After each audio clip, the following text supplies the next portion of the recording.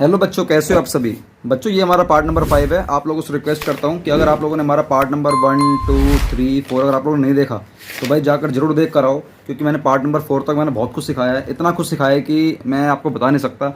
अगर आप लोगों ने पार्ट नंबर 1, 2, 3, 4 नहीं देखे तो भाई जरूर देख कर आना, वरना आपको पार्ट नंबर 5 थोड़ा सा कम समझ में आएगा, क्योंकि पार्ट नंबर 5 हमारा पार्ट नंबर 4 से लिंक करता है और जो पार्ट नंबर 4 है हमारा पार्ट नंबर 3 से लिंक करता है। तो सारी वीडियोस को आप लोग पार्ट वाइज पार्ट ही देखना, ठीक है। चलो स्टार्ट करते हैं। आज का जो हमारा टर्म होने वाला है दोस्तों, आज का हमारा टर्म होने वाला है एक्सपेंसेस। क्या होने वाला आज का टर्म हमारा? एक्सपेंस। मैं थोड़ा सा बड़ा कर देता हूँ इसको, स्क्रीन को। देखो एक्सपेंस मतलब क्या होता है। मैं आपको पहले एक्सपेंस कराऊंगा, उसके बाद मैं आपको बताऊंगा कि आपके ये जो एक्सपेंस है कितने टाइप के होते हैं। जैसे प्रीपेड एक्सपेंस होता है, ठीक है। उसके बाद आपका आउटस्टैंडिंग एक्सपेंस होता है, ये आपके 2 टाइप के होते हैं। फिर हम लोग इनकम पे चलेंगे। क्यों चलेंगे? क्योंकि इसके पीछे का रीज़न है, क्योंकि आपको मुझे ये वाला मैथमेटिकली फॉर्मूला करवाना है। तो चलो स्टार्ट करते हैं। एक्सपेंस क्या होता है? देखो expense is the cost incurred. आपने जो एक्सपेंस मतलब क्या होता है? ऐसा कोई खर्चा जो आप लोगों ने कर दिया है for generating revenue. Revenue generate करने के लिए आपने जो भी खर्चा करा होता है उसे दोस्तों बोलते हैं हम लोग एक्सपेंस। मुझे आप लोग एक बात बताओ कि आप लोगों ने भाई, आप लोग जिस चीज़ में डील करते हो आप उस चीज़ को लेकर आओगे नहीं लेकर आओगे? यस सर, लेकर आएंगे। जैसे कि आपका काम है एसी बेचने का, तो आप लोग अपने पास आप लोग अपने मतलब उन असेट्स को जनरेट करने के लिए, उस एसी को जनरेट करने के लिए आप जो भी खर्चा करोगे ना दोस्तों, वो सारा हमारा क्या माना जाता है? एक्सपेंस माना जाता है। जैसे कि आप यहाँ पर देख सकते हो, expense is a monetary measure of input और resources consumed. It is a value which has expired during the accounting period. एक अकाउंटिंग पीरियड मतलब आप इसमें अकाउंटिंग पीरियड मतलब होता है पूरा 1 साल। 1 साल में आप उसको पूरा खर्चा कर दोगे, हमारा क्या माना जाएगा? एक्सपेंस माना जाएगा। मैं इन नट से ले कहना चाहता हूँ, एक्सपेंस मतलब वो होता है कि जिसका बेनिफिट आप 1 साल के अंदर ले लोगे। दोबारा मेरे साथ बोलो, फटाफट से बोलो। एक्सपेंस मतलब क्या होता है? जिसका बेनिफिट आप 1 साल के अंदर ले लोगे। आप उसको खर्चा और ना उसको कोई रोक भी नहीं पाएगा। जैसे कि आप एग्जाम्पल में लिखा हुआ है, एग्जाम्पल में सैलरी। मुझे बताओ, सैलरी आप लोग अपने स्टाफ को सैलरी दोगे नहीं दोगे? सर बिल्कुल देंगे। क्या आपको लगता नहीं है कि सर हम जिस भी अपने स्टाफ को सैलरी देंगे, 10,000, 20,000, 40,000, 50,000, 1 लाख, जितने की भी हम लोग सैलरी देंगे अपने स्टाफ को, आपको लगता नहीं कि वो बंदा भी तो आपके लिए काम करके देगा? वो बंदा आपके लिए काम भी तो करके देगा जिसको आप लोग सैलरी दे रहे हो। इसका मतलब ये है कि आपने अगर कुछ भी रेवेन्यू जनरेट करने के लिए या कुछ बेनिफिट जनरेट करने के लिए अगर आपने कुछ भी खर्चा कर दिया ना, तो वो हमारा क्या माना जाएगा? एक्सपेंस माना जाएगा। जैसे कि आपने किसी को सैलरी दे दी, किसी को वेजेस दे दी, किसी को रेंट दे दिया, तो ये सारा हमारा क्या माना जाएगा? एक्सपेंस माना जाएगा। क्या बात समझ में आ रही है? Yes sir. और एक चीज़ हमारा ये भी एक्सपेंस माना जाएगा। जैसे कि होता क्या है, हमारे पास कोई फिक्स्ड एसेट्स है। जैसे कि मान के चलते हैं हमारे पास कंप्यूटर है, हमारे पास क्या है? कंप्यूटर है। तो मुझे बताओ, कंप्यूटर पे लगने वाला डेप्रिसिएशन भी आपका एक्सपेंस है या नहीं है? सर डेप्रिसिएशन क्या होता है? ये अपने आप में एक टर्म है। फिलहाल आपको बता देता हूँ ये होता क्या है। डेप्रिसिएशन मतलब होता है वैल्यू में कमी आ जाना। डेप्रिसिएशन मतलब क्या होता है? वैल्यू में कमी आ जाना। डेप्रिसिएशन मतलब क्या होता है? वैल्यू में कमी आ जाना। डेप्रिसिएशन आप लोग यहाँ पर लिख लीजिए, हमारा आज का एक कीवर्ड है डेप्रिसिएशन। हालांकि याद रखना आपको इस नेम का पूरा एक बहुत बड़ा काफ़ी इंटरेस्टिंग चैप्टर आपको करना होगा। 11th क्लास में आपका चैप्टर है, इस नाम का पूरा अपने आप में एक चैप्टर है 11th क्लास में। और ये चैप्टर इतना इंपॉर्टेंट है कि आपको ये हर जगह देखने को मिलेगा। जैसे कि बीकॉम वगैरह करोगे, सीए वगैरह करोगे ना, जो भी आप लोग बड़ी बड़ी डिग्री करोगे वहाँ पर आपको ये चैप्टर देखने को मिलेगा। डेप्रिसिएशन मतलब होता है reduction in the value of fixed assets. Reduction in the value of fixed assets मतलब आपके जो फिक्स्ड असेट्स है उसकी वैल्यू में जो भी कुछ कमी आ जाना, उस कमी आ जाने को बोलते हैं हम लोग डेप्रिसिएशन। फिक्स्ड असेट्स में एग्जांपल में जैसे कि कंप्यूटर, बोलो कंप्यूटर हो गया, मशीन हो गया, प्लांट हो गया, फर्नीचर हो गया, बाकी आप जो बोल दोगे वो हो जाएगा, ठीक है ना। इन सभी की वैल्यू में कुछ ना कुछ कमी आ जाना दोस्तों, से क्या बोलते हैं हम लोग? डेप्रिसिएशन। मुझे बताओ, आप लोग आज कंप्यूटर लेकर आए हो 10,000 रुपये का नया, 10,000 रुपये का नया लेकर आए हो। क्या आज 1 साल बाद मैं अगर पूछ रहा हूँ आपसे कि बताओ आज आपके कंप्यूटर की वैल्यू कितनी रहेगी, तो आप आज भी ये बोलोगे 1 साल बाद कि नहीं आज मेरी वैल्यू कंप्यूटर 10,000 रुपये ही है? नहीं, कुछ ना कुछ कम बताओगे। जैसे कि मान के चलो आप बताओगे सिर्फ 4,000 रुपये की रह गई है, तो इसका मतलब है कि 6,000 रुपये की जो कमी आई है, 6,000 रुपये की जो कमी आई है ना, इसे बोलते हैं हम लोग डेप्रिसिएशन। क्या बोलते हैं हम लोग इसको? डेप्रिसिएशन। इस 6,000 को क्या बोलेंगे हम लोग? डेप्रिसिएशन। क्या बात समझ में आ रही है? ये सर बात समझ में आ रही है। अब हम लोगों ने सीखा एक्सपेंस क्या होता है। एक्सपेंस मतलब जो भी हम लोग खर्चा कर देते हैं जिससे कि हमें कुछ ना कुछ बेनिफिट मिले, वो होता है हमारा एक्सपेंस। अब जो हमारा एक्सपेंस होता है दोस्तों, जो हमारा एक्सपेंस होता है ना, ये हमारे 2 टाइप के होते हैं। या तो एक होगा आपका ये प्रीपेड एक्सपेंस, या ये होगा आपका आउटस्टैंडिंग एक्सपेंस। आउटस्टैंडिंग को ना O/S के नाम से भी लिख देते हैं कई लोग, इसलिए मैंने आपको जल्दबाजी में ऐसे लिख दिया। अब मैं आपको पूरा लिख के दिखाता हूँ। Outstanding expense. प्रीपेड एक्सपेंस क्या होता है, आउटस्टैंडिंग एक्सपेंस क्या होता है। प्रीपेड मतलब जैसे कि आप लोग जानते हो, नाम से आ रहा है, प्रीपेड मतलब होता है एडवांस में किसी को कुछ दे देना। आउटस्टैंडिंग मतलब क्या होता है कि अभी आपने कुछ दिया ही नहीं, किसी को दिया ही नहीं, आपने पैसा रोक रखा है, ये आपने रोक रखा है। जैसे एग्जांपल लेते हैं, एग्जांपल लेने के लिए मैं स्क्रीन थोड़ी छोटी कर लेता हूँ। मान के चलो ये मेरा एक साल है पूरा। इस साल को हम लोग बोलते हैं अकाउंटिंग ईयर या कैलेंडर ईयर। क्या आपको पता है हमारे जो ईयर होते हैं 2 टाइप के होते हैं, क्या आपको अच्छी तरह पता है? नहीं सर आपने बताया ही नहीं, कोई बात नहीं। ईयर हमारे 2 टाइप के होते हैं,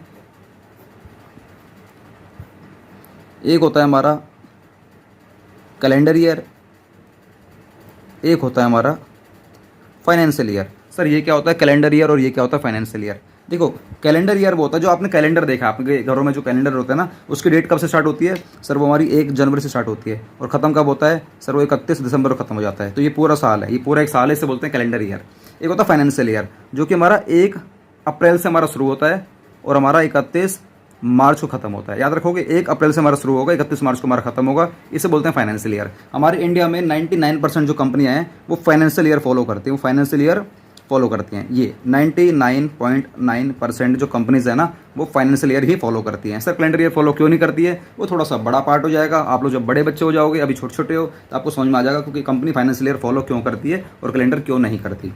कहने वाली बात है ये 99.9% बोला, इसका मतलब है कि 0.1% ऐसी कंपनियां भी हैं जो हमारी कैलेंडर ईयर फॉलो करती हैं। हम लोग इस पर बात नहीं करेंगे, बस आपको ये पता होना चाहिए, छोटे बच्चे हो, कि ईयर हमारे 2 टाइप के होते हैं। कैलेंडर ईयर जो कि हमारा 1 जनवरी से शुरू होगा, 31 दिसंबर को हमारा खत्म होता है। एक होता है फाइनेंशियल ईयर जो कि हमारा 1 अप्रैल से शुरू होता है और 31 मार्च को खत्म हो जाता है। मान के चलो मेरा एक फाइनेंशियल ईयर है, ये क्या है? मेरा फाइनेंशियल ईयर है जो कि मेरा 1 अप्रैल को शुरू हुआ और 31 मार्च को हमारा खत्म हो गया। मेरा फाइनेंशियल ईयर है, 1 अप्रैल को हमारा शुरू हुआ है और 31 मार्च को खत्म हो गया है। मुझे एक बात बताओ, मैं आपको ये वाला वर्ड सिखाना चाह रहा हूँ, प्रीपेड एक्सपेंस। मतलब आपने कुछ एडवांस में किसी को दे दिया।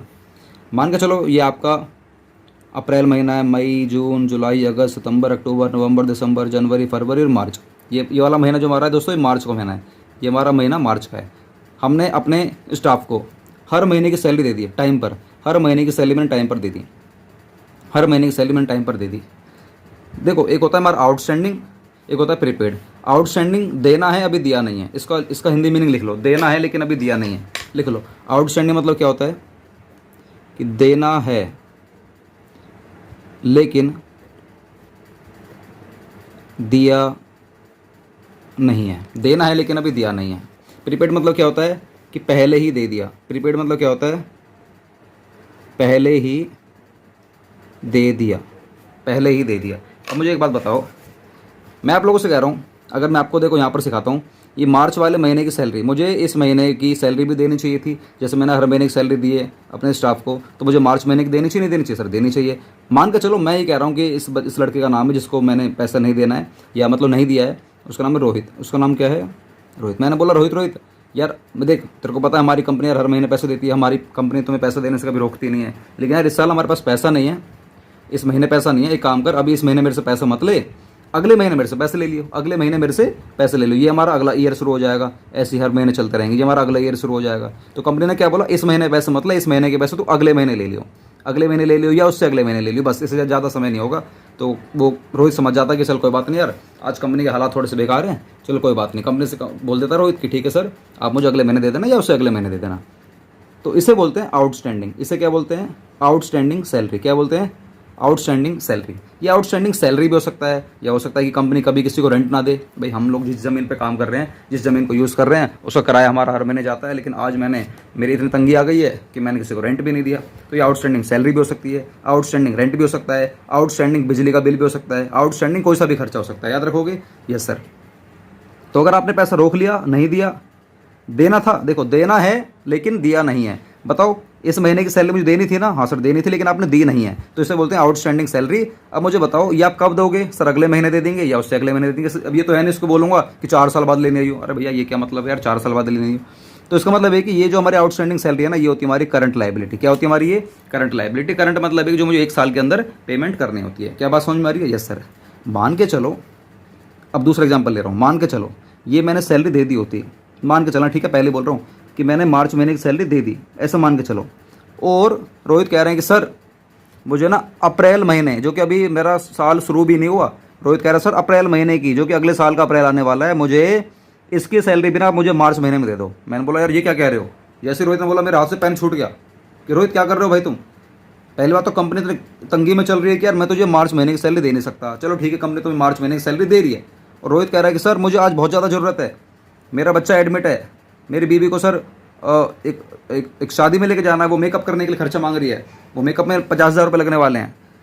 सर मेरी शादी आने वाली है, सर मेरा ये होने वाला, सर मेरा वो होने वाला, सर मुझे नहीं पता, सर मुझे अगले 2 महीने की सैलरी मुझे दे दो, या मुझे अगले 1 महीने की सैलरी मुझे पहले दे दो, एडवांस में दे दो।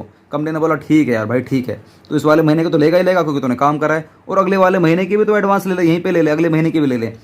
अब जैसे ही कंपनी ने रोहित को इसी मार्च महीने में अगले साल के, ये हमारा अगला साल है, अगले साल के नेक्स्ट महीना, ये अगले साल का ये नेक्स्ट महीना है, अगर कंपनी ने अगले साल के ये जो नेक्स्ट महीना है इसकी सैलरी भी अगर पहले दे दी ना, इसे बोलते हैं हम लोग एडवांस सैलरी। क्या बोलते हैं इसको? एडवांस सैलरी, मतलब प्रीपेड सैलरी, मतलब प्रीपेड सैलरी। अब मुझे बताओ इसका बेनिफिट जो कंपनी ने रोहित को आज सैलरी यहाँ पर पे कर दी है, क्या आपको लगता है कि कंपनी को इसका बेनिफिट अगले साल के पहले महीने में मिलेगा?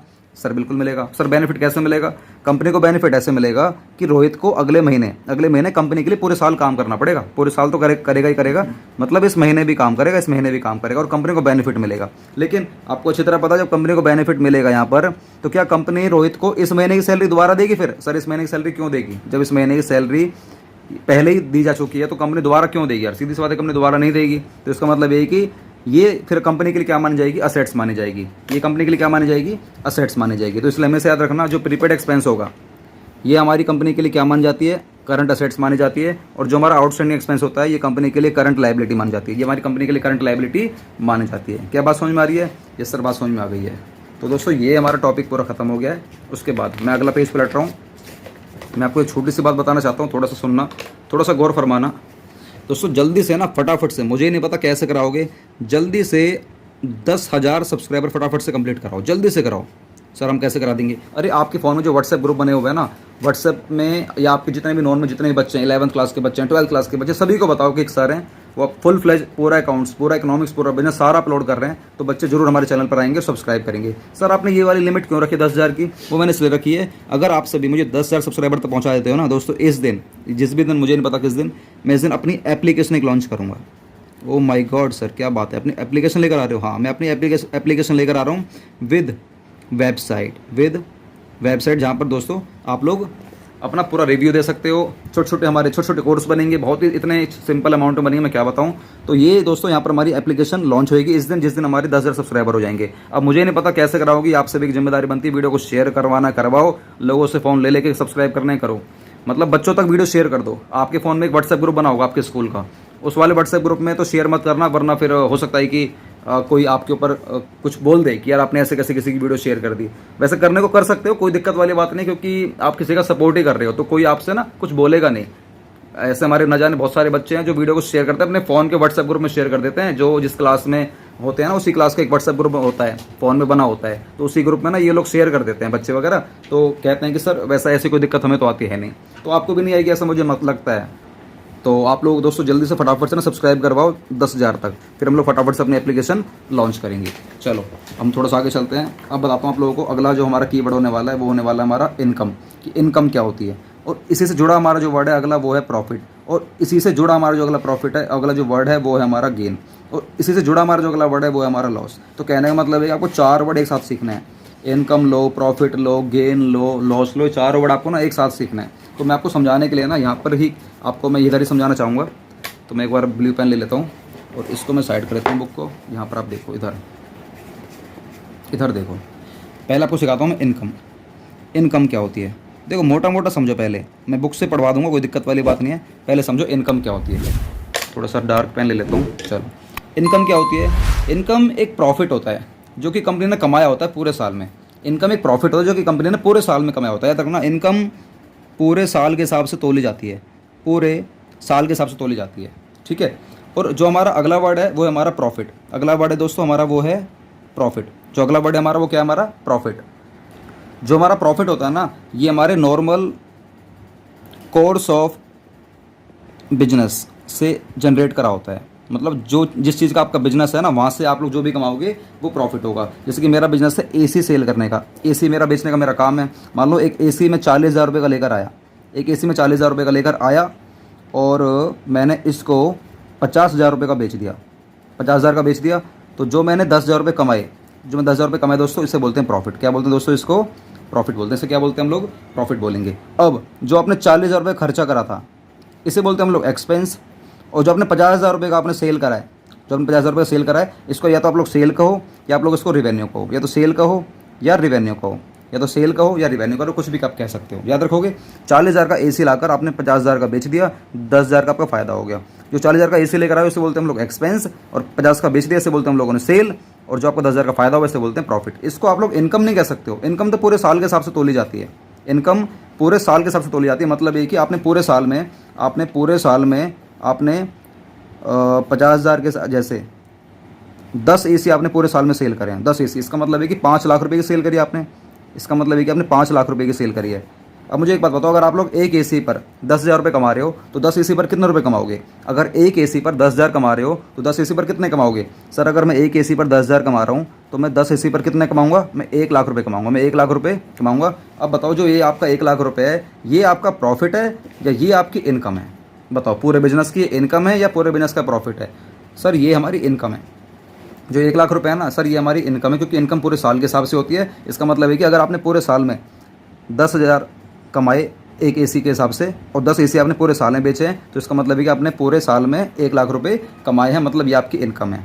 लेकिन ये जो 10,000 रुपये पर एसी आप जितने रुपये कमाते हो उसे क्या बोलते हैं? प्रॉफिट। इसे क्या बोलते हैं? प्रॉफिट। क्या याद रखोगे इसको? ये सर याद रखेंगे। क्लियर हो गया?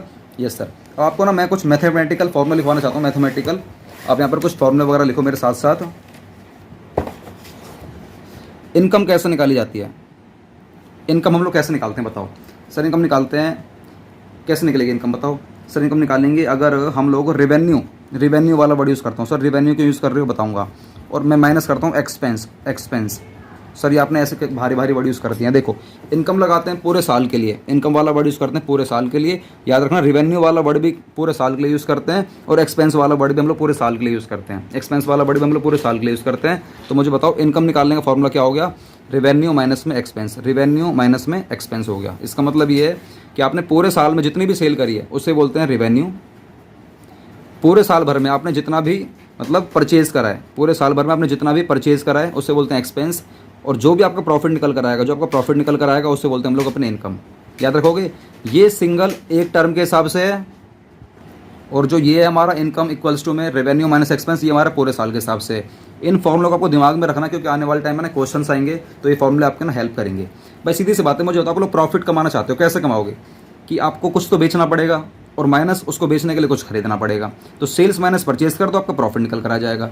और अगर मैं बड़े लेवल के हिसाब से बात करूँ, पूरे साल के हिसाब से बात करूँ, तो पूरे साल में आपने जितनी भी सेल करी है, सेल मतलब रिवेन्यू होता है, ठीक है, माइनस एक्सपेंस कर दो, जितना भी आपने पूरे साल में एक्सपेंस करा है उस चीज़ को खरीदने में, इक्वल्स टू में क्या निकल कर आ जाएगा? हमारा इनकम निकल कर आ जाएगा। क्या बात समझ में आ रही है? यस सर, बात समझ में आ रही है। अब मैं आपको ना 2 वर्ड सिखाता हूँ। ये प्रॉफिट है ना, इसको भी मैं 2 तरीके से बायफरकेट कर सकता हूँ। प्रॉफिट को भी 2 तरीके से बायफरकेट कर सकता हूँ। एक होता है हमारा ग्रॉस प्रॉफिट, एक होता है हमारा नेट प्रॉफिट। हालांकि आने वाले टाइम में ना एक चैप्टर आपको दिखाऊंगा, चैप्टर नंबर आई थिंक 18 या 19, ये 2 चैप्टर हैं, या 19 या 20, पता नहीं कौन से, देखना पड़ेगा। तो वहाँ पर आपको चलेगी पता। चैप्टर जो आपका फाइनेंशियल स्टेटमेंट आने वाला है, एक आएगा फाइनेंशियल स्टेटमेंट, एक आएगा फाइनेंशियल स्टेटमेंट विदाउट एडजस्टमेंट, एक आएगा विद एडजस्टमेंट, एक आएगा विदाउट एडजस्टमेंट। वहाँ पर आप सीखोगे ग्रॉस प्रॉफिट क्या होता है और नेट प्रॉफिट क्या होता है, बहुत डिटेलिंग में। कम से कम नहीं तो मुझे जो लगता है, मेरा जो अंदाजा है, 100 पेजेस का चैप्टर है ये, 100 पेजेस का। Oh my God sir, 11th class में इतना बड़ा चैप्टर? हाँ भाई, 11th क्लास में इतना बड़ा चैप्टर भी है। मैं आपको वैसे मोटा मोटा बता देता हूँ, ग्रॉस प्रॉफिट होता क्या, नेट प्रॉफिट क्या होता है। नेट प्रॉफिट वो है जो नेट आपके जेब में जाता है, जो आपकी जेब में जाता है, जो आपकी जेब में जाता है। ग्रॉस प्रॉफिट वो है जो कमाया जाता है, कमाया जाता है। आप जो भी बिजनेस कर रहे हो, जो भी कमाओगे, मान के चलो मैंने पूरे साल का, और ना ये पूरे साल के हिसाब से निकाला जाता है, ये हाँ हमेशा पूरे साल की, ये ईयरली, ये पूरे साल के हिसाब से निकाला जाता है। मान के चलो आपने पूरा बिजनेस करा एसी का, और आप लोगों ने जो ग्रॉस प्रॉफिट कमाए हैं वो आप लोगों ने कमाया 4 लाख रुपए कमाए। तो क्या 4 लाख रुपये घर ले जाओगे? नहीं सर, ये तो कमाया जाता है, ये तो कमाया है मैंने, लेकिन जेब में जो जाता है वो अलग आएगा। कैसे? ये हमारा है ग्रॉस प्रॉफिट। नेट प्रॉफिट तक आते आते ना आपको बहुत सारे खर्चे करने पड़ते हैं, बहुत सारे खर्चे करने पड़ते हैं, इतने सारे खर्चे करने पड़ते हैं मैं क्या ही बताऊँ, बहुत सारे खर्चे करने पड़ते हैं। वो बहुत सारे लेस करोगे तब जाके आपका नेट प्रॉफिट बचता है, तब जाके आपका नेट प्रॉफिट बचता है। अब ये जो बहुत सारे खर्चे हैं ना दोस्तों, ये जो बहुत सारे खर्चे हैं ना, ये आपके डायरेक्ट खर्चे भी हो सकते हैं, ये आपके इनडायरेक्ट खर्चे भी हो सकते हैं। सर डायरेक्ट इनडायरेक्ट क्या होता है? मैंने बोला ना ये चैप्टर है, चैप्टर में बताऊंगा बहुत बारीकी से, फिलहाल आप मोटा मोटा समझ लो। देखो ग्रॉस प्रॉफिट अगर आप लोग निकाल लिया तो ग्रॉस प्रॉफिट में से आपको जो लेस करना है ना, ये सारे हमारे इनडायरेक्ट एक्सपेंस होंगे, सारे हमारे क्या होंगे? इनडायरेक्ट एक्सपेंस होंगे, इनडायरेक्ट एक्सपेंस। लेकिन ग्रॉस प्रॉफिट तक आते आते आपको कुछ ऐसे खर्चे माइनस करने पड़ते हैं जिनको बोलते हैं डायरेक्ट एक्सपेंस। सर ये होते क्या हैं डायरेक्ट इनडायरेक्ट? ये आपको समझने की जरूरत ही नहीं, मैं पहले ही बोल रहा हूँ। बस मैं आपसे ये कहना चाह रहा हूँ मोटा मोटा कि ग्रॉस प्रॉफिट तक आने से पहले आपको ना कुछ खर्चे करने पड़ते हैं। वो खर्चे क्या होते हैं? Direct expense. और जैसे आपका ग्रॉस प्रॉफिट आ गया, ये आप लोगों ने कमाया है, अब अगर आप लोग पैसा घर लेकर जाना चाहते हो, नेट प्रॉफिट को लेकर जाना चाहते हो, तो ग्रॉस प्रॉफिट में से आपको कुछ खर्चे लेस करने पड़ेंगे, तो आपको क्या निकल कर आ जाएगा? नेट प्रॉफिट निकल कर आ जाएगा। जो ये कुछ खर्चे हैं ना, इसी को बोलते हैं हम लोग indirect expense. Indirect expense, indirect expense. क्या बात समझ में आ रही है? ये सर बात समझ में आ रही है, ठीक है।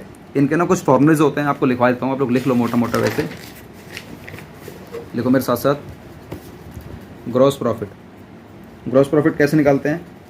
रेवेन्यू आपने जितनी भी सेल करी है, रेवेन्यू में से लेस कर दूंगा जितने भी आपके डायरेक्ट नेचर के एक्सपेंस हैं। क्या बात समझ में आ रही है? यस सर, मतलब सेल में से, पूरे साल की सेल में से मैं लेस कर दूंगा पूरे साल के डायरेक्ट नेचर के खर्चे, तो क्या निकल कर आ जाएगा? आपका ग्रॉस प्रॉफिट। अगर मैं बात करता हूँ नेट प्रॉफिट की, बात करता हूँ नेट प्रॉफिट कैसे निकालेंगे, तो सेम आपने पूरे साल भर में जितनी भी सेल करी है, रेवेन्यू, सेल में से मैं लेस कर दूंगा हमारे टोटल एक्सपेंस। टोटल एक्सपेंस, और टोटल का मतलब क्या है? यहाँ पर डायरेक्ट भी है और यहाँ पर इसका प्लस इनडायरेक्ट भी है। क्या बात समझ में आ रही है? ये सर बात समझ में आ रही है। मैं मोटा मोटा कहना चाह रहा हूँ, अगर आपका नेट ग्रॉस प्रॉफिट निकालना चाहते हो कैसे निकलेगा? रेवेन्यू में से लेस कर दूंगा डायरेक्ट एक्सपेंस। अगर आप नेट प्रॉफिट निकालना चाहते हो तो कैसे निकालूंगा? रेवेन्यू में से लेस कर दूंगा टोटल एक्सपेंस। टोटल में मतलब डायरेक्ट भी आ जाएगा और प्लस इनडायरेक्ट भी आ जाएगा। याद रखोगे? Yes sir. चलो आगे चलते हैं। अगला वाला जो हमारा कीवर्ड है वो है आज का हमारा अगला कीवर्ड गेन। क्या है आज का हमारा अगला कीवर्ड? गेन। सर गेन क्या होता है? और इसी से जुड़ा हुआ जो हमारा अगला वाला कीवर्ड है वो है हमारा लॉस। क्या है हमारा? लॉस। तो आज हम सीखते हैं गेन क्या होता है, लॉस क्या होता है। देखो गेन एक तरीके से फ़ायदा है, जैसे आपने देखा था इनकम फ़ायदा था, प्रॉफिट फ़ायदा था, गेन भी हमारा फ़ायदा होता है। तो सर तीनों में डिफरेंस क्या है? अभी तीनों में डिफरेंस भी लिखवा दूंगा। गेन जो हमारा इररेगुलर एक्टिविटीज से जनरेट होता है, इररेगुलर एक्टिविटी जनरेट होता है, जैसे कि जो आपका काम है नहीं लेकिन फिर भी आपका वो इनकम जनरेट हो जाएगा, एक तरीके से फ़ायदा जनरेट हो जाएगा। इसका जो बेस्ट एग्जांपल माना जाता है ना, बेस्ट, सबसे बेस्ट एग्जांपल, सबसे बेस्ट, स्टार लगा लेना, सबसे बेस्ट जो माना जाता है वो होता है हमारा gain on sale of fixed assets. Gain on sale of fixed assets मतलब ये एक ऐसा एग्जांपल है कि अगर आप लोगों ने अपनी कोई फिक्स्ड असेट्स बेच दी है और उसको बेचने से अगर आपको कुछ फ़ायदा हो जा रहा है ना, उससे बोलते हैं हम लोग गेन। मुझे बताओ असेट्स बेचना क्या आपका काम है क्या? सर नहीं सर, हमारा काम है एसी बेचना या कूलर बेचना या जो भी आप जिस चीज़ में काम करते हो वो आपका काम है। लेकिन उसके अलावा आपके पास जो असेट्स रखी हुई हैं, आपके पास आपकी दुकान के अंदर फर्नीचर रखा है, एसी रखा है, फ्रिज रखा है, ज़मीन रखी है, कोई बिल्डिंग रखी है, कोई बैकएंड पे ऑफिस रखा है, कोई गाड़ी रखी है, कोई कार रखी है, कुछ भी रखा, अगर आप लोगों ने आज बेच दिया, आपको उसकी जरूरत नहीं है और उसको बेचने से आपको आज फायदा हो जा रहा है ना, उस फायदे को हम लोग क्या बोलेंगे? गेन। जो आपका काम नहीं है, जो इरेगुलर एक्टिविटी है। और जो रेगुलर है, आपको पता है रेगुलर एक्टिविटी से हम लोग प्रॉफिट जनरेट करते हैं और इनकम हम लोग पूरे साल के हिसाब से मतलब नापते हैं।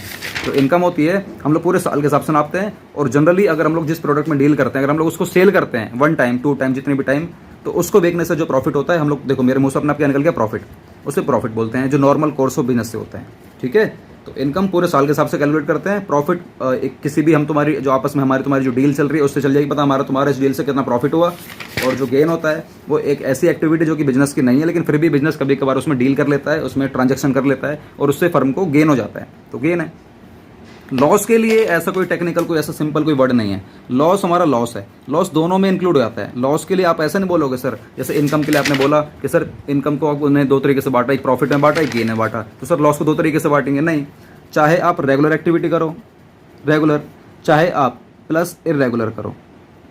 अगर आपको घाटा हो गया मतलब घाटा हो गया, चाहे आप बिजनेस वाली एक्टिविटी करो चाहे विदाउट बिजनेस वाली एक्टिविटी करो, अगर आपने उसको कम दाम में बेचा तो इसका मतलब है कि आपको लॉस हो गया, इसका मतलब है कि आपको लॉस हो गया, इसका मतलब क्या है कि आपको लॉस हो गया। और लॉस का एक फॉर्मूला होता है मैथमेटिकल, लिख लो आप लोग मेरे साथ साथ, लॉस निकालने का फॉर्मूला होगा, इसको हम लोग एक्सपेंस में से लेस कर देते हैं आपने जो भी सेल करी, मतलब रिवेन्यू। याद रखोगे लॉस निकालने का फॉर्मूला क्या है, एक्सपेंस माइनस रिवेन्यू। मान लो आपने आज कोई फर्नीचर किसी को बेच दिया, फर्नीचर में डील करना मेरा काम नहीं, बट फिर भी मैंने एक फर्नीचर बेच दिया, मैंने सेल कर दिया फर्नीचर। उसको मैं कभी लेकर आया था, फर्नीचर को लेकर आया था, कभी उसको लेकर आया था 10,000 रुपये का मैंने कभी खर्चा करा था उसको लाने में, लेकिन आज मैंने उसको सेल कर दिया, कितने रुपये का सेल कर दिया मैंने, आज उसको सेल कर दिया, मान चलते हैं सिर्फ मात्र 8,000 रुपये का सेल कर दिया। मतलब जो 10,000 रुपये का फर्नीचर लेकर आया था और 8,000 का मैंने सेल कर दिया, तो मेरा कुल मिलाकर 2,000 रुपये क्या हो गया, घाटा हो गया। तो ये मेरा क्या है दोस्तों, 2,000 रुपये लॉस है। आप लोग ये मत कहना कि सर 10,000 रुपये का तो मैं 1 साल पहले लाया था और आज 8,000 के वजह से मेरा तो फ़ायदा हो गया, क्योंकि 1 साल तो मतलब यूज़ ही कर लिया है ना। मैं ये वैल्यू आज के हिसाब से बता रहा हूँ।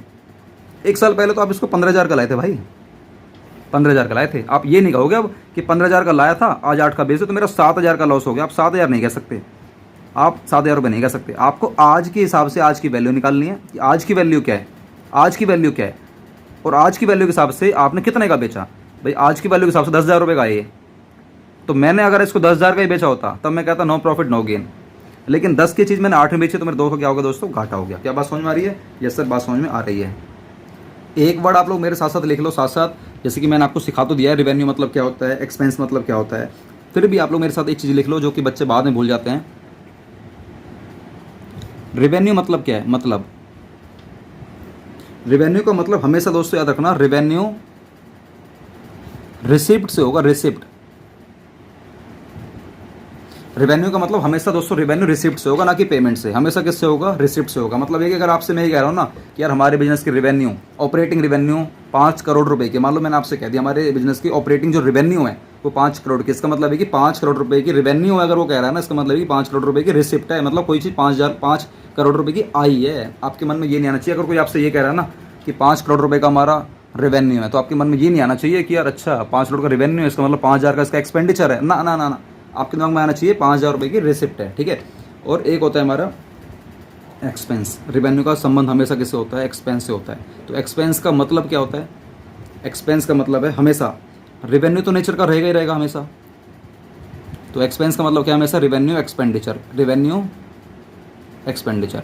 तो देखो एक्सपेंस तो क्लियर ही हो जा रहा साफ साफ कि एक्सपेंस का मतलब एक्सपेंडिचर से होगा, लेकिन रेवेन्यू से क्लियर नहीं होता कि रेवेन्यू का मतलब रिसिप्ट है। आपको ये याद रखना है, बस याद रखोगे। ये सर हम इसको याद रखेंगे, ठीक है। Yes sir. चलो मुझे अब आप लोग ना एक बात बताओ, हालांकि मैं करा चुका हूँ बट फिर भी आपकी बस नॉलेज चेक करना चाहता हूँ। सर आप हमारी क्या नॉलेज चेक करोगे, हमें कुछ है ही नहीं, हमें कुछ आता ही नहीं है। भाई आता है, चिंता क्यों कर रहे हो, आता साहब आपको सब कुछ आता है, आप कुछ छोटे मोटे बच्चे नहीं हो। देखो आपको मैंने 2 वर्ड सिखाए थे, अगर आपको अच्छी तरह याद हो तो। सर हमें कुछ याद नहीं, पहले बोल रहे हैं हम लोग। चलो भाई नहीं याद है तो क्या कर सकते हैं, करवाते हैं फिर। एक बार आपको सिखाया था मैंने डेटर, सर ये तो याद है। डेटर मतलब जिसको हम लोग उधार माल बेचते हैं। एक मैंने आपको वर्ड सिखाया था, एक वर्ड सिखाया था आपको, bills receivable plus bills receivable. मुझे बताना जरा ये वाला वर्ड याद आ रहा है आपको? सर हम तो भूल गए। अरे भैया पता थी आप भूल गए हो, मुझे पहले से पता थी, भूल गए इसलिए आपको दोबारा करवा रहा हूँ। देखो डेटर मतलब जिसको मैंने उधार माल बेचा, और बिल्स रिसीवेबल मतलब ये वही इंसान ही तो है जिसको मैंने उधार माल बेचा है, बट मेरे को इस पर विश्वास नहीं था, मैंने इससे बोल दिया बस एक कागज़ के टुकड़े पर मुझे लिखकर दे दे कि तूने मेरे से उधार माल लिया है। तो उसी डेटर को मैंने किस में कन्वर्ट कर दिया था, बिल्स रिसीवेबल में। याद रखना कभी भी आपको दोनों वर्ड देखने को मिले, डेटर भी और बिल्स रिसीवेबल भी, तो इन दोनों को जोड़कर हम लोग इसको पता क्या बोलते हैं, दोनों को अगर आप लोग जोड़ दोगे इससे बोलते हैं हम लोग ट्रेड रिसीवेबल। क्या बोलते हैं हम लोग इसको, ट्रेड रिसीवेबल। इसको हम लोग बोलते हैं टेक्निकली ट्रेड रिसीवेबल। तो कभी आपको क्वेश्चन में दिखाई दे जाएगा ना ट्रेड रिसीवेबल, आप समझ जाना ट्रेड रिसीवेबल का मतलब ये दोनों हैं, दोनों मतलब डेटर भी है और बिल्स रिसीवेबल भी है। ट्रेड रिसीवेबल का मतलब दोनों होता है, दोनों को जोड़कर होता है। आपको अगर सिंगल वर्ड दे रहा डेटर तो डेटर मतलब डेटर ही है, और बी आर मतलब बी आर ही है। इसको ना बी आर बोलते हैं, बी आर मतलब बिल्स रिसीवेबल, ठीक है। अब मुझे एक बात बताओ, डेटर कौन होता है, जिसको मैंने उधार माल बेचा है, जिसको मैंने उधार माल बेचा है। इसका मतलब है कि मुझे आप 1 आध महीने में पेमेंट कर देगा, 1 आध महीने में पेमेंट कर देगा। और बी आर मतलब है कि मैंने बिल बना दिया है कि कोई दिक्कत नहीं, वो बिल को मैच्योर करवा लेगा, 1 आध महीने में पेमेंट कर देगा। तो ये जो ट्रेड रिसीवेबल है जो कि इन दोनों का जोड़ है, तो क्या ये अपने आप में करंट असेट्स है, कह सकता हूँ? क्या ये अपने आप में करंट असेट्स है, बताओ क्या ये अपने आप में करंट असेट्स मैं कह सकता हूँ इसको? ऐसा नहीं कह सकता, मुझे बस ये बताओ। सर हाँ, करंट असेट्स वही होती है जिसका पेमेंट जो हमें 1 महीने के अंदर 2 महीने के अंदर, मतलब कुल मिलाकर टोटल बोलते हैं 1 साल के अंदर मुझे पेमेंट मिल जाएगी, तो उसे बोलते हैं हम लोग करंट असेट्स। तो याद रखना हमेशा, ट्रेड रिसीवेबल हो चाहे BR हो चाहे डेटर हो, तीनों का कौन सा बैलेंस होता है, करंट असेट्स। तीनों को हम लोग क्या बोलते हैं, करंट असेट्स है। इसी का अगर मैं उल्टा करूँ, इसी का अगर मैं थोड़ा सा रिवर्स कर देता हूँ, जिसको हम लोग जानते थे किसके नाम से, क्रेडिटर के नाम से। किसके नाम से जानते थे हम लोग, क्रेडिटर। क्रेडिटर मतलब वो जिससे हम लोग ने उधार माल खरीदा है, जिसको मैंने पेमेंट अभी तक नहीं करी है, और अगर उसको मुझ पर विश्वास नहीं है तो वो भी मुझसे एक बिल पे लिखवा लेगा, तो उसे बोलते हैं बिल्स पेबल। तो मेरे लिए क्या है, बिल्स पेबल, क्योंकि मुझे कभी ना कभी पेमेंट करनी है। तो क्या इन दोनों को जोड़ दिया अगर जाए तो उसका क्या नाम बनेगा, बताओ। उसका अगर जोड़ दिया जाए तो क्या नाम बनेगा। जैसे डेटर को और BR को जोड़ा तो बना ट्रेड रिसीवेबल, क्योंकि अल्टीमेटली दोनों से मुझे पैसा मिलेगा तो ट्रेड रिसीवेबल। और जब इन दोनों को मुझे अल्टीमेटली देना है तो क्या नाम बनेगा इसका, ट्रेड पेबल। क्या बनेगा इसका नाम, ट्रेड पेबल। Trade payable. मुझे बताओ इन दोनों का बैलेंस क्या होता है, करंट क्रेडिटर्स का या बिल्स पेबल का। अगर मैं कहूँ तो ये मेरी करंट असेट्स है या करंट लाइबिलिटी है। सर असेट्स कैसे हो सकती है, असेट्स तो वो होती है जो पैसा हमें मिलता है। सर यहाँ तो पेमेंट करना पड़ रहा है, देखो यहाँ पर पेमेंट करना है, यहाँ पर साफ साफ पेमेंट करनी है। तो ये हमारा ओवरऑल अगर बात करूँ तो ये हमारी क्या मान जाएगी, करंट लाइबिलिटी। क्या मान जाएगी मेरी ये, करंट लाइबिलिटी। क्या मान जाएगी मेरी, करंट लाइबिलिटी। क्या बात समझ में आ रही है, ये सर बात समझ में आ रही है। अब चलते हैं थोड़ा सा और आगे, चलो आ जाओ। अब मैं आपको कराता हूँ, क्या कराओगे सर, अब मैं आपको कराऊंगा एक दो कुछ और कीवर्ड जो कि बहुत इंपॉर्टेंट हैं। ये आपको मैं सारे करा चुका हूँ। इनकम लो, प्रॉफिट लो, गेन लो, लॉस लो, प्रीपेड एक्सपेंस लो, आउटस्टैंडिंग एक्सपेंस लो, ये लो वो लो, सब कुछ लो, ठीक है। तो अभी मैं बात करता हूँ यहाँ पर स्टॉक के ऊपर। स्टॉक क्या होता है, मैं गुड्स आपको करा चुका हूँ, और इसमें से परचेज रिटर्न, सेल्स रिटर्न करा चुका हूँ। गुड्स आपको बता चुका हूँ, गुड्स क्या होती है, गुड्स जिसमें हम लोग डील करते हैं, बस वो गुड्स याद रखना जिसमें हम लोग डील करते हैं। जैसे मेरा काम AC बेचने का तो AC हमारी क्या मानी जाएगी, गुड्स मानी जाएगी। अगर मेरा काम फर्नीचर बेचने का तो फर्नीचर मेरा क्या माना जाएगा, गुड्स माना जाएगा। मेरा काम मोबाइल बेचने का है तो मेरे लिए जितने भी मेरे दुकान में मोबाइल रखे हैं, मोबाइल जितने भी दुकान में रखे हैं सारे क्या माने जाएंगे, गुड्स माने जाएंगे। मेरा काम चेयर्स बेचने का है, मैं कुर्सी बेचता हूँ तो मेरे पास जितने भी कुर्सियाँ रखी हैं सारी मेरे लिए क्या मान जाएंगी, गुड्स मानी जाएंगी। मेरे पास मेरा जो काम है गद्दे बेचने का है, तो जितने भी मेरे पास गद्दे रखे हैं, गद्दे जितने भी दुकान के अंदर रखे हैं सारे मेरे लिए क्या माने जाएंगे, गुड्स माने जाएंगे, ठीक है। Yes sir. अब कराता हूँ स्टॉक। स्टॉक क्या होता है, इन्वेंट्री क्या होती है। इसमें काफ़ी सारा कुछ अंदर लिखा हुआ है, बहुत ज़रूरी पॉइंट है यार ये। तो चलो करते हैं स्टॉक। स्टॉक क्या होता है, ठीक है, चलो लिखो। स्टॉक का दोस्तों जो हमारा दूसरा नाम होता है उसे बोलते हैं इन्वेंट्री। उसे क्या बोलते हैं, इन्वेंट्री। अच्छा, मैं स्टॉक और इन्वेंट्री को, इस वाले टॉपिक को कराने से पहले आप लोगों से मैं एक चीज़ डिस्कस करना चाहता हूँ। वो ये है कि दोस्तों आप लोग चाहो तो मुझे छोटा सा सपोर्ट कर सकते हो। सर सपोर्ट कैसे सपोर्ट चाहते हो, सर कैसी भीख मांगना चाहते हो। देखो भीख नहीं मांग रहा हूँ मैं, थोड़ा सपोर्ट चाहता हूँ। सपोर्ट ये वाला चाहता हूँ कि मैंने आप लोगों के लिए छोटा सा कोर्स लॉन्च करा है। सिंपल ये आप सभी के बेनिफिट के लिए। ऐसा बेनिफिट आपको किसी ने आज तक नहीं दिया होगा। देखो मुझे अल्टीमेटली ना डिजिटल बोर्ड पर आना है, डिजिटल बोर्ड पर। और जो हमारा डिजिटल बोर्ड है ना, ये 2 लाख रुपए का आता है, प्लस 1 लाख रुपए का मेरा खर्चा आएगा उसको लगवाने का। मुझे किसी भी तरीके से ना 3 लाख रुपए चाहिए, और 3 लाख रुपए आपसे बेस से लेना दोस्तों बहुत बड़ी बात नहीं है, बहुत बड़ी ज़्यादा बात नहीं है। मैंने आप लोगों को ना पूरा एक कोर्स दे रहा हूँ जो कि मात्र 499 रुपये का है, मात्र 499 रुपये का है, मात्र 499 रुपये आपको देने हैं। आप किसी भी तरीके से पेमेंट कर सकते हो, फ़ोन पे लो, गूगल पे लो, पेटीएम लो, मेरे अकाउंट में नंबर में जैसा आपका मन करे।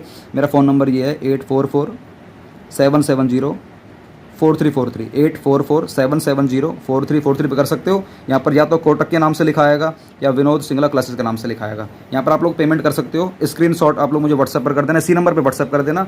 दोस्तों इसमें आपको बेनिफिट क्या क्या मिलने वाला है, जिस भी दिन आप लोग इसमें कराओगे रजिस्ट्रेशन, जिस भी दिन, तो हमारा जो फाइनेंशियल ईयर चलता है आपको अच्छी तरह पता है, 1 अप्रैल से हमारा 31 मार्च तक हमारा फाइनेंशियल ईयर चलता है। तो आपको ना 31 मार्च तक की आपको पूरी डेडलाइन मिलेगी। यहाँ तक आप लोग हमारे संग जुड़े रहोगे।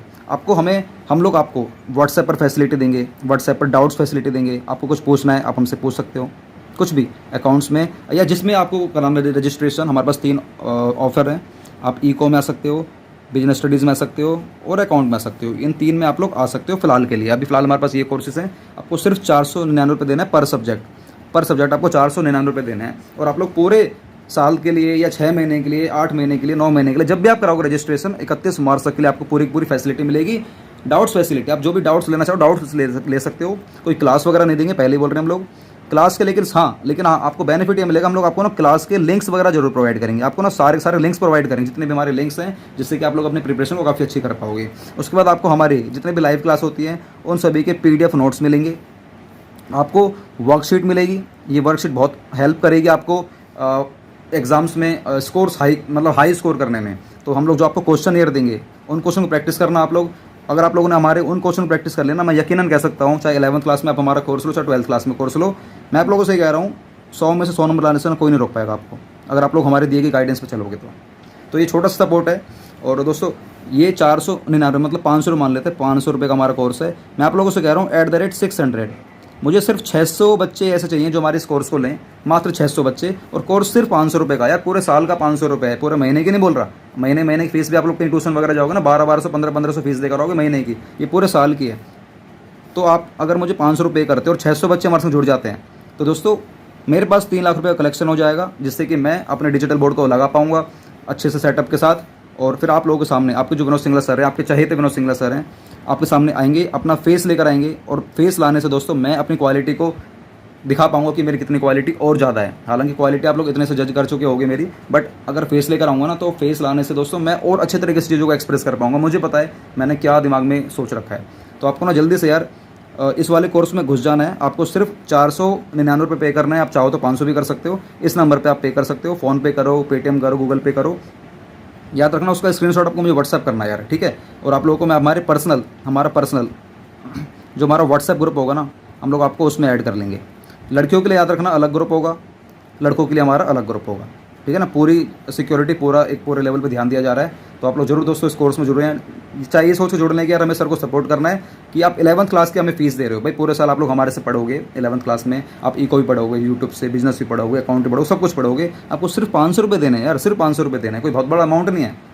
ये सोच कर ही पे कर दोगे यार सर हमारे लिए इतना सपोर्ट कर रहे हैं, हमारी इतनी मेहनत कर रहे हैं हम सभी के लिए, और इनका सपना बहुत बड़े लेवल पर बच्चों को फ्री पढ़ाने तक का है। तो यार 500 रुपये आपके लिए बहुत बड़ी अमाउंट नहीं हो जाती। अपने पापा से, पेरेंट्स से, माता पिता से बातचीत करिए और कहना कि सर को सपोर्ट करें, ठीक है। और मुझे सिर्फ 600 बच्चे चाहिए, बस ज़्यादा नहीं, 600 बच्चे चाहिए जिससे कि मेरा सेटअप बन जाए। उसके बाद आप चाहे पे करो चाहे मत करो। चलो आप इधर आ जाओ।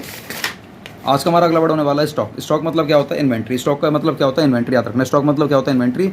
हालांकि इसका मतलब भी बहुत बारीकी से बता देता हूँ। जो इन्वेंट्री वर्ड है ना, ये कंपनी में यूज़ करा जाता है। जो इन्वेंट्री वर्ड है हम लोग कंपनी में यूज़ करते हैं। जितने भी कंपनियाँ होंगी ना, उनके पास जितना भी माल रखा होगा, इन दोनों का मतलब क्या होता है? माल। उनके पास जितना भी माल रखा होगा ना, अगर कंपनी है तो क्या बोलेगी? इन्वेंट्री है। और अगर पार्टनरशिप फर्म है, अगर पार्टनरशिप कोई फर्म है तो फर्म क्या बोलेगी? मेरे पास, अगर फर्म के पास कोई माल रखा है, फर्म क्या बोलेगी? मेरे पास स्टॉक रखा है। फर्म क्या बोलेगी? मेरे पास स्टॉक रखा है। अब याद रखना, ये जो गुड्स होता है, मतलब ये जो स्टॉक है, ये जो इन्वेंट्री है ना, ये क्या होता है? ये हमारा अनसोल्ड पोर्शन होता है। ये हमारा अनसोल्ड पोर्शन होता है। अनसोल्ड पोर्शन मतलब जो मेरा अभी बिका नहीं है, जो मेरा बिका नहीं है। स्टॉक मतलब क्या होता है? जो मेरा बिका नहीं है। मान लो मैं 10 AC लेकर आया था और पूरे साल में मैंने 8 AC मैंने सेल कर दिए। 8 AC मैंने सेल कर दिए, 10 AC मैंने परचेज़ करे थे। तो मेरे पास कितने AC बचे हैं अभी? सर 2 AC बचे हैं। तो 2 AC मेरा क्या माना जाएगा? सर ये हमारा स्टॉक है। अगर आप फर्म के हिसाब से देख रहे हो तो सर यही मेरा इन्वेंट्री, अगर आप कंपनी के हिसाब से देख रहे हो। क्या बात समझ में आ गई है? ये सिर्फ बात समझ में आ गई है। अब जो आपको ये स्टॉक होता है ना दोस्तों, ये दो टाइप के हमारे स्टॉक होते हैं। एक होता है हमारा ओपनिंग स्टॉक, एक होता है हमारा क्लोजिंग स्टॉक, ठीक है। ओपनिंग स्टॉक और क्लोजिंग स्टॉक। साल के शुरू में, ये मेरा पूरा साल है, ये मेरा एक अकाउंटिंग ईयर है, ये मेरा अकाउंटिंग ईयर। याद रखना, अकाउंटिंग ईयर को हम ये नहीं कह सकते कि फाइनेंशियल ईयर है, कैलेंडर ईयर है। जो हमारा अकाउंटिंग ईयर होता है, आपको मैंने अभी थोड़ी देर पहले सिखाया था, जो मेरा अकाउंटिंग ईयर होता है, अकाउंटिंग ईयर, ये आपको 2 टाइप के हो सकते हैं। या तो होगा कैलेंडर ईयर या होगा फाइनेंशियल ईयर। क्या बात समझ में आ रही है? या तो होगा कैलेंडर ईयर या होगा फाइनेंशियल ईयर। लेकिन चाहे कैसा भी ईयर हो, हम लोग वैसे टेक्निकली ब्रॉड लेवल पे क्या बोलते हैं? Accounting year. तो इसलिए मैंने बोला कि अकाउंटिंग ईयर है। अब चाहे आपकी मर्जी है, कोई सा भी ईयर मान लो, चाहे कैलेंडर मान लो, चाहे फाइनेंशियल ईयर हो। मैंने जनरली क्या बोला, 99.9% हमारा क्या माना जाता है? ये फाइनेंशियल ईयर माना जाता है। अब मुझे बताओ, साल के शुरू में यहाँ पर 1 अप्रैल को मेरे पास 10 AC थे और पूरे साल में मैंने 8 AC सेल कर दिए। 8 AC मैंने सेल कर दिए। तो बताओ लास्ट में जो हमारा ईयर एंड हुआ है, जो कैलेंडर ईयर हमारा, जो हमारा फाइनेंशियल ईयर एंड हुआ है 31 मार्च को, यहाँ पर मेरे पास अभी भी 2 AC बचे हैं, क्योंकि 10 AC मैंने खरीदे थे, 8 मैंने बेच दिए, तो 2 हमारे पास AC बचे होंगे। तो जो AC बचे हैं 2, इसे क्या बोलते हैं? याद रखना, साल के लास्ट में जो बचे हैं इसे बोलते हैं क्लोजिंग स्टॉक, और साल के शुरू में हमारे पास जो था, इसे बोलते हैं हम लोग ओपनिंग स्टॉक। याद रखोगे? Yes sir. साल के शुरू में जो हमारे पास पड़ा है वो हमारा ओपनिंग स्टॉक है, और साल के लास्ट में जो हमारे पास बचेगा, सब कुछ बिकने के बाद जो बचेगा, जैसे बोलते हैं हम लोग अनसोल्ड पोर्शन, जो भी बिका नहीं है, उसे बोलते हैं हम लोग क्लोजिंग स्टॉक। क्या बोलते हैं उसको? Closing stock. तो ये है हमारा ओपनिंग स्टॉक और ये है हमारा क्लोजिंग स्टॉक। याद रखोगे? यस सर, याद रखेंगे। अब जो हमारा स्टॉक है, स्टॉक को भी मैं 3 तरीके से और बाइफरकेट कर सकता हूँ। स्टॉक को मैं 3 कैटेगरी में और बना सकता हूँ। जो हमारा स्टॉक है, इसको मैं 3 कैटेगरी में और बना सकता हूँ। स्टॉक हमारे 3 टाइप के और हो सकते हैं। एक होता है हमारा रॉ मटेरियल, मटेरियल। एक होता है work in progress, work in progress, या आप इसको कह सकते हो सेमी फिनिश्ड गुड्स। एक होता है रॉ मटेरियल मतलब कच्चा माल, एक होता है वर्क इन प्रोग्रेस या सेमी फिनिश्ड गुड्स, और एक होता है हमारा फिनिश्ड गुड्स। तो जो हमारा स्टॉक है या इन्वेंट्री है दोस्तों हमारी 3 टाइप की होती है, raw material, work in progress और finished goods. Raw material, work in progress और फिनिश्ड गुड्स। रॉ मटेरियल क्या होता है?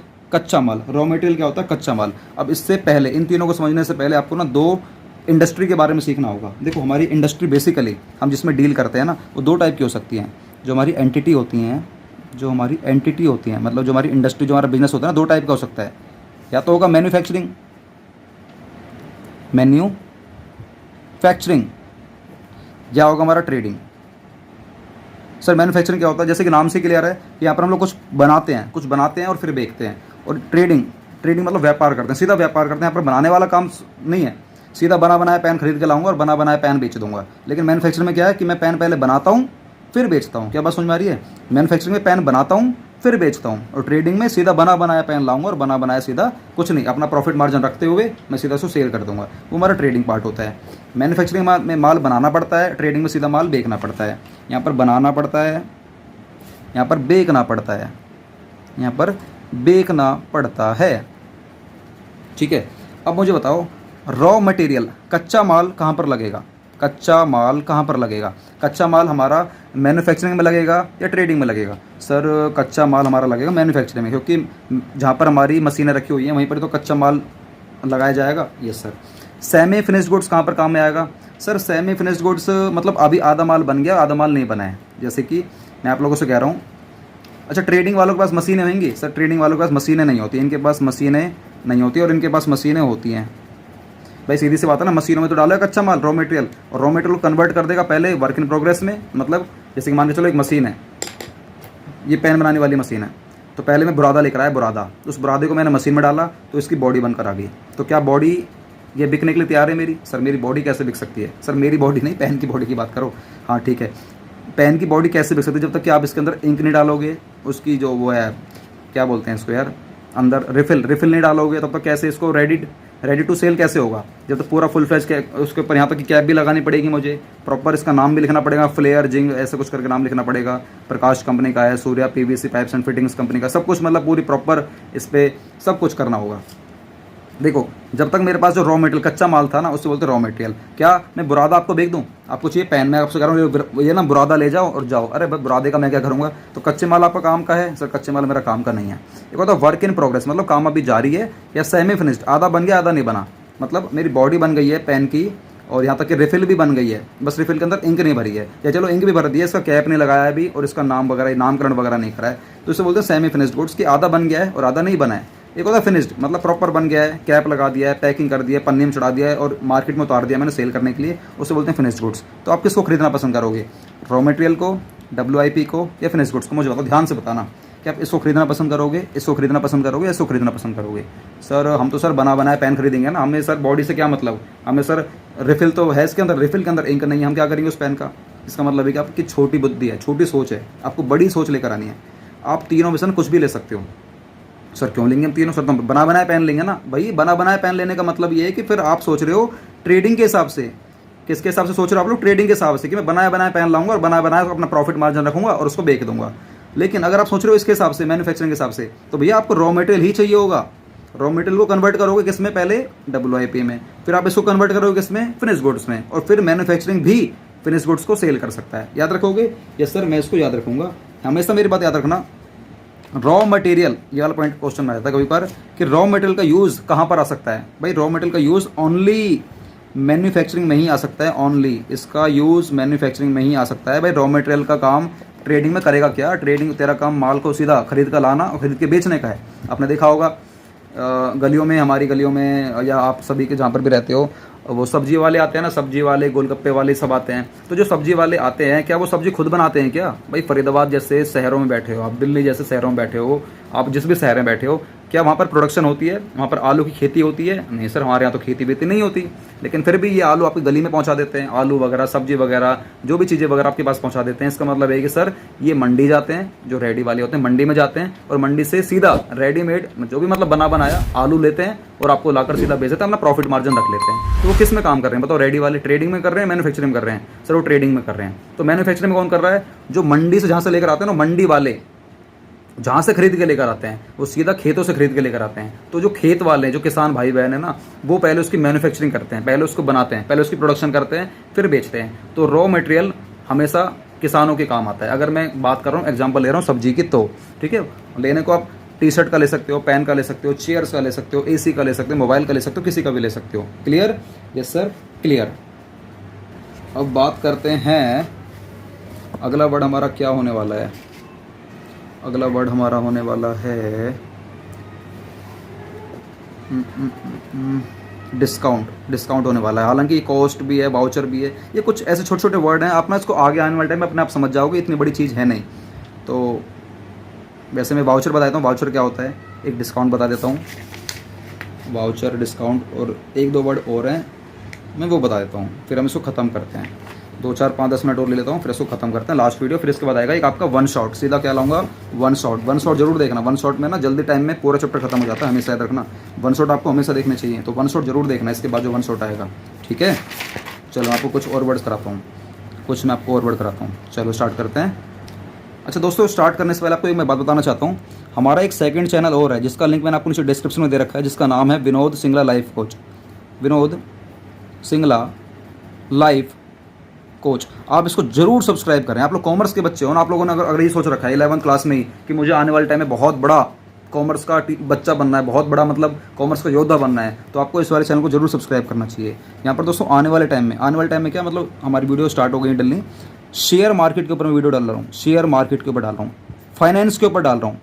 मतलब पैसों की पकड़, मतलब कभी भी ज़िंदगी में ना पैसों के ऊपर में आप लोग मार नहीं खा पाओगे कि पैसा कैसे कमाना चाहिए, पैसे का यूज़ कैसे करना चाहिए, बैंक वाले ज़्यादा ब्याज काट लेते तो क्या होगा। मतलब आप लोग ज़िंदगी में कभी मार नहीं खाओगे, आपका नाम हमेशा मार्केट में पूछा जाएगा। अगर आप लोग हमारे इस चैनल पे आते हो, जहाँ पर आपको ना मैं एडवांस लेवल की नॉलेज दे रहा हूँ, एडवांस लेवल की बिल्कुल फ्री ऑफ कॉस्ट है। और डे 1 से आप लोग हमारी वीडियो देखना स्टार्ट करना, डे 1 से, याद रखना डे 1 से। आप बीच में से कहीं भी देख लोगे ना, दिक्कत में रहोगे। हमेशा आपको डे 1 से वीडियो देखनी है। मैंने इसकी प्रॉपर प्लेलिस्ट बना रखी है, जाकर आप इसको चेकआउट जरूर करना। इसको सब्सक्राइब करके रख लो, ये चैनल आपका ना जरूर काम आएगा, जिसका लिंक मैंने आपको नीचे डिस्क्रिप्शन में दे रखा है, या आप सीधा जाना सर्च कर लेना यूट्यूब पर Vinod Singla life coach. Vinod Singla life coach एक ही बार में नाम आ जाएगा। वो बात अलग है, फ्यूचर में कभी मैंने नाम चेंज करा तो वो एक अलग बात हो जाएगी। बाकी आप विनोद सिंगला लाइफ कोच लिख लेना, चैनल आपको एक ही बार में आ जाएगा। इसको सब्सक्राइब जरूर करो। डेली आप एक एक वीडियो जरूर देखो, डेली आप एक एक वीडियो देखो। अगर आपको सच में ही कॉमर्स में ना बहुत बड़ा आपको ना तीर मारना है ज़िंदगी में, तो ये वाला चैनल आपकी ज़िंदगी को बदल देगा, पहले कह रहा हूँ। तो इस वाले बच्चे पर, मतलब जो बच्चे ज़िंदगी में आगे जाना चाहते हैं ना कॉमर्स में, तो इस वाले चैनल पर जरूर फोकस करते हैं, इस टाइप की वीडियो पर जरूर फोकस करते हैं। शेयर मार्केट की हो गई, फाइनेंस की हो गई, पैसों के ऊपर हो गई, मनी के ऊपर हो गई, टैक्स के ऊपर हो गई। तो दोस्तों ये चैनल बहुत ज़्यादा इंपॉर्टेंट है, जरूर सब्सक्राइब करना, ठीक है। चलो स्टार्ट करते हैं हम लोग। अगला कीवर्ड है हमारा डिस्काउंट। आज का जो हमारा अगला कीवर्ड है हमारा क्या है? डिस्काउंट। तो देखो मैं आपको फटाफट से कराता हूँ इसको। डिस्काउंट हमारे दोस्तों बेसिकली 2 टाइप के होते हैं। एक होता है हमारा ट्रेड डिस्काउंट, मेरे साथ साथ बोलो, ट्रेड डिस्काउंट। और एक होता है हमारा cash discount. Trade discount, cash discount, trade discount, cash discount. Trade discount दोस्तों क्या होता है? ये ना हमें बिना मांगे मिल जाता है। ट्रेड डिस्काउंट हमें बिना मांगे मिल जाता है। कैश डिस्काउंट के लिए हमें ना मांगना पड़ता है, भिखारी बनना पड़ता है, मांगना पड़ता है। जैसे कि आप किसी शोरूम में गए टी शर्ट लेने के लिए, शोरूम का नाम ले लेते हैं कोई भी, XYG, ये शोरूम का नाम है। शोरूम तो सर शोरूम नहीं, मॉल, ये XYZ ना एक मॉल है। यहाँ पर लोग टी शर्ट लेने के लिए क्या लेने गए? आप लोग एक टी शर्ट लेने के लिए गए। टी शर्ट पे MRP लिखा था, टी शर्ट की MRP है 2000 रुपये की टी शर्ट है। लेकिन उन्होंने क्या बोला अपने आप ही कि ये डिस्काउंट चल रहा है इस पर, अपने आप ही उन्होंने बोला कि इस पर डिस्काउंट चल रहा है 700 रुपये का। तो ये आपको टी शर्ट पड़ेगी 1300 रुपये की। तो बताओ 700 रुपये डिस्काउंट देने के लिए क्या आपको मशक्कत करनी पड़ेगी, मेहनत करनी पड़ेगी? नहीं सर, ये तो उसने अपने आप ही दे दिया। तो जो डिस्काउंट वो अपने आप दे रहा है, जितने अमाउंट का अपने आप दे रहा है ना, उससे बोलते हैं ट्रेड डिस्काउंट। याद रखोगे। इसका मतलब है कि 2000 में, 700 में, 1300 में हमारा ट्रेड डिस्काउंट क्या है? तो 700 रुपये हमारा ट्रेड डिस्काउंट है जो उसने अपने आप दे दिया। तो इसका मतलब टी शर्ट आपको कितने की पड़ेगी? 1300 रुपये की पड़ेगी। लेकिन कुछ बच्चे ऐसे होते हैं जो दुकान पर जाकर ऐसे कहते हैं कि यार एक काम कर, 1300 की टी शर्ट है ना, तो मुझसे ना यार 1000 रुपये ले ले, 1000 के लगा दे यार, 1000 के लगा दे। अब देखो मांगना पड़ रहा है, 1000 की लगा दे यार, डिस्काउंट मांगना पड़ रहा है, डिस्काउंट आपको मांगना पड़ रहा है, 1000 की लगा दे यार। वो कह रहा नहीं यार 1000 की नहीं लगेगी भाई, मैंने 700 का डिस्काउंट तेरे को अपने आप ही दे दिया। वो कह रहा नहीं यार 1000 के दे रहा, देते तो मैं जा रहा हूँ। कुल मिलाकर दुकानदार मान जाता है, 1000 में दे देता है। तो बताओ दुकानदार का लॉस, इस बार दुकानदार का लॉस कितने का हो गया, घाटा कितने का हो गया? लॉस सर दुकानदार का घाटा हो गया 300 रुपये घाटा हो गया। तो ये हमारा क्या है? Cash discount. ये क्या है? हमारा कैश डिस्काउंट। याद रखना हमेशा, कैश डिस्काउंट लेने के लिए आपको मांगना पड़ता है, और इसमें जितना डिस्काउंट आपको बिजनेसमैन देता है आपको, उतना वो उसका लॉस हो जाता है, उतना उसका वो लॉस हो जाता है। और जो डिस्काउंट बिजनेसमैन अपने आप ही आपको देता है, अपने आप ही आपको देता है दोस्तों, वो उसका क्या होता है? ट्रेड डिस्काउंट होता है। और ये इसका लॉस नहीं होता, ये इसका लॉस नहीं होता, ये इसका लॉस नहीं होता, लेकिन ये इसका लॉस होता है, ये इसका लॉस होता है। याद रखोगे, ये इसका लॉस होता है। ठीक है, यस सर। और आने वाले टाइम में बताऊंगा, हम लोग जब चैप्टर करेंगे कि इसको बहुत बारीकी से हम लोग दोबारा समझ लेंगे। फिलहाल के लिए इतना ही बहुत है। और अगर आप लोग इसमें एक पॉइंट और सीखना चाहते हो, कुछ भी सीखना चाहते हो, तो वो ये सीख लीजिए कि जो ट्रेड डिस्काउंट है हम लोग इसको बुक्स में नहीं दिखाते, इसको नॉट रिकॉर्ड, इसको बुक में रिकॉर्ड नहीं करते। भाई बुक में रिकॉर्ड करूँ भी क्यों, जब मेरा लॉस है ही नहीं, जब मेरा वो घाटा है ही नहीं, तो रिकॉर्ड क्यों करूँ? और जो मेरा घाटा है 300 रुपये का, जो मेरा घाटा है, इसको मैं रिकॉर्ड करूँगा, इसको मैं दोस्तों रिकॉर्ड करूँगा, इसको मैं रिकॉर्ड करूँगा, इसको मैं रिकॉर्ड करूँगा। ठीक है, याद रखोगे? Yes sir. चलो हम लोग करते हैं अभी अपना अगला कीवर्ड। अगला कीवर्ड हमारा होने वाला है, लिखो अगला कीवर्ड हमारा बैड डेट्स। क्या है? Bad debts. सर ये क्या होता है? डेट्स, बैड मतलब बुरे, डेट्स मतलब डेटर। सो डेटर क्या होता है? मुझे पता था आप लोग भूल जाओगे। डेटर मतलब जिसको मैंने उधार माल बेचा है, भूलना मत, जिसको मैंने उधार माल बेचा है और उसने मुझे पैसे देने से फिलहाल मना कर दिए, वो ये कह रहा है कि आपको मैं अगले महीने में 2-4-5 दिन में दे दूंगा। लेकिन आज दोस्तों वो बैड हो गया, बुरा हो गया, आज मुकर गया, 4-5 दिन बाद, 1 महीने बाद मुकर गया, कह रहा नहीं है भाई पैसा है ही नहीं मेरे पास, जा नहीं दे रहा, जा उखाड़ ले, क्या उखाड़ेगा, नहीं है पैसा मेरे पास। तो दोस्तों जो हमारा डेटर था ना, वो क्या हो गया? बैड डेट्स में कन्वर्ट हो गया। किस में कन्वर्ट हो गया? बैड डेट्स मतलब बुरे, मतलब इससे पैसा मुझे अब रिसीव नहीं होगा। इसको मैं अगर शॉर्ट में लिखवाना चाहूँ एक इंग्लिश डेफिनेशन में, तो लिख लो आप इसको, debts not recoverable, debts not recoverable. ऐसे डेटर जो अब रिकवर नहीं होंगे, तो उसे क्या बोलते हैं हम लोग? Bad debts. सर वो किस कारण की वजह से पैसा नहीं देता? कुछ भी कारण हो सकता है कि उसको देना ही नहीं चाहता, उसके अंदर बेईमानी आ गई है, या उसके पास पैसा नहीं है, या वो कंगाल हो चुका है। कंगाल, कंगाल को पता क्या बोलते हैं हमारे अकाउंट्स में? कंगाल को क्या बोलते हैं? कंगाल को बोलते हैं इंसॉल्वेंट। क्या बोलते हैं? इंसॉल्वेंट। मतलब वो इंसॉल्वेंट हो गया है, उसके पास पैसा है नहीं, कंगाल हो गया है, रोड पर आ गया है। जब रोड पर ही आ गया तो आपको कैसे पैसे दे देगा भाई? चाहे फिर वो 100 रुपये क्यों ना हो, चाहे वो 1000 रुपये क्यों ना, चाहे वो 1 लाख रुपये क्यों ना हो, पैसा देगा ही नहीं। वो कंगाल हो चुका है, मतलब इंसॉल्वेंट हो गया है। और अगर वो सॉल्वेंट होता, सर सॉल्वेंट क्या होता है? सर कैसे कैसे वर्ड यूज़ कर रहे हो? अरे सॉल्वेंट होता तो आपको पैसा दे देता। सॉल्वेंट मतलब भरपूर, भरपूर पैसों से, भरपूर पैसों से भरपूर है, बहुत पैसा उसके पास, सॉल्वेंट है। एक होता है इनसॉल्वेंट, मतलब ये कि रोड पर आ गया, रोड पर आ गया। तो अगर रोड पर आ गया तो आपको पैसा कैसे दे देगा? तो जो रोड पर आ गया, जो इंसॉल्वेंट हो गया, मतलब ये कि आपके पैसे डूब गया, मतलब बैड डेट्स हो गया, डूब गया। इसका मतलब क्या होता है दोस्तों? डूब गया। ठीक है। और सॉल्वेंट, अगर वो इंसान सॉल्वेंट होता तो आपको आराम से पैसे दे देगा। जैसे कि आपको अच्छी तरह पता है, मैं आप लोगों से कह रहा हूँ कि आप लोग हमारे इस वाले कोर्स में आओ, जहाँ पर आपको सिर्फ मात्र 499 रुपये देना। और मुझे पता है कि आप लोग सॉल्वेंट हो, मतलब ये कि आप आराम से मुझे 499 रुपये दे दोगे। मुझे पता है कि आपके पास 499 रुपये मेरे को देने के लिए हैं, आराम से हैं भाई, बहुत बड़ा अमाउंट नहीं। इसका मतलब ये कि क्या है कि आप लोग सॉल्वेंट हो। लेकिन अगर आप कहोगे सर हमारे पास 499 रुपये है ही नहीं आपको देने के लिए, तो इसका मतलब क्या है कि आप लोग, ये नहीं कि इंसॉल्वेंट हो। इंसॉल्वेंट मतलब कि आप कंगाल हो गए। मैं कभी नहीं चाहूँगा कि आप लोग कंगाल हो जाओ, आपके माता पिता कंगाल हो जाए, कभी नहीं चाहूँगा। इसका मतलब ये हो सकता है कि आप देना नहीं चाहते हो, ये हो सकता है। तो मैं कभी ये वाला वर्ड यूज़ नहीं करूँगा कि आपके माता पिता कभी कंगाल हो जाए। ठीक है, नहीं देना आपकी मर्जी हो सकती है। दोगे तो आप लोग सॉल्वेंट हो, नहीं दोगे तो इसका मतलब ये नहीं आप इंसॉल्वेंट हो। तो शायद ये भी हो सकता है कि आपकी नीयत पैसा देने की अभी नहीं है। ठीक है, बाद में कभी हो जाएगी, दे देना, कोई दिक्कत वाली बात नहीं है। ठीक है, चलो आगे करते हैं। आगे हमारा क्या वर्ड हो सकता है देख लेते हैं। आगे हमारा वर्ड हो सकता है अगला, बैड डेट्स हो गया, डिस्काउंट हो गया, कॉस्ट ऑफ गुड्स सोल्ड। एक हमारा अगला वर्ड है, हमारा अगला कॉस्ट ऑफ गुड्स सोल्ड। लिखो लिखो, कॉस्ट ऑफ गुड्स सोल्ड। ध्यान से पढ़ो, इसको पीछे से पढ़ो। सोल्ड मतलब बेच दिया, गुड्स मतलब जिसमें हम लोग डील करते हैं, कॉस्ट मतलब लागत का, मतलब बेचे गए माल की लागत, बेचे गए माल की लागत। क्या बोलते हैं इसको? बेचे गए माल की लागत। जैसे कि मान के चलो मैंने आपको आज एक एसी बेचा है जो कि है 50,000 रुपये का, मैंने सेल कितना करा है? 50,000 रुपये का। लेकिन मैंने क्या बोला? बेचे गए इसकी बेचे गए माल की लागत कितनी थी, मतलब इसकी कॉस्ट कितनी थी, कॉस्ट कितनी थी। मान लो मैं लेकर आया था इसको कभी 40,000 रुपये का, लेकिन आज मैंने कितने का बेच दिया? 50,000 का। तो मुझे बताओ जो 10,000 रुपये का हुआ है, ये मेरा क्या हुआ है? मेरा प्रॉफिट हुआ है, ये मेरी इनकम है, या ये मेरा गेन है? इन तीनों में से क्या आपको देना? नीचे आंसर कमेंट बॉक्स में। किसमें देना आपको? नीचे कमेंट बॉक्स में कि 10,000 रुपये क्या है। ध्यान से देना कि ये प्रॉफिट है, इनकम है या गेन है, आपको अच्छी तरह देना नीचे कमेंट बॉक्स में। बस आपको मैं सिखाना चाहता हूँ, बेचे गए माल की लागत को बोलते हैं कॉस्ट ऑफ गुड्स सोल्ड, या शॉर्ट में कहते हैं COGS। क्या बोलते हैं? COGS, शॉर्ट में कहते हैं COGS, cost of goods sold. मतलब मैं इस वाले 40,000 की बात कर रहा हूँ, इस वाले 40,000 की बात कर रहा हूँ, कॉस्ट ऑफ गुड्स सोल्ड मतलब बेचे गए माल की लागत। लेकिन आपके लिए एक सवाल है, 10,000 रुपये जो हमारा प्रॉफिट हुआ है, इनकम हुआ है, गेन हुआ है, तीनों में से क्या हुआ है? आपको नीचे कमेंट बॉक्स में देना है। बहुत सोच समझ का आंसर देना भाई, पहले बोल रहा हूँ, ठीक है। चलो अगला वाला वर्ड है, अगला वर्ड है हमारा, अगला वर्ड है ख़त्म। अगला वर्ड क्या है? कुछ भी नहीं है दोस्तों। यहाँ पे हमारा चैप्टर ख़त्म होता है, ठीक है। यहाँ पर हमारे दोस्तों चैप्टर ख़त्म होता है। बहुत बारीकी से मैंने चैप्टर करा दिया है, और एक बार और देख लेता हूँ कुछ रह तो नहीं गया।